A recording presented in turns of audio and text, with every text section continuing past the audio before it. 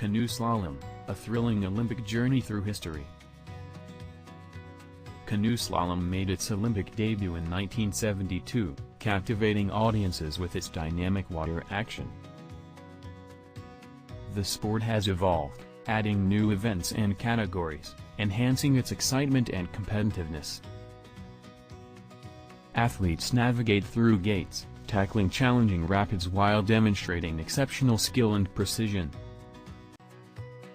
Canoe slalom features two main disciplines, kayak and canoe, each with unique techniques and equipment.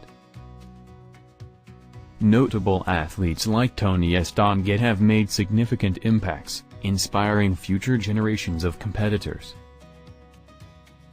Join us for more exciting Olympic sports.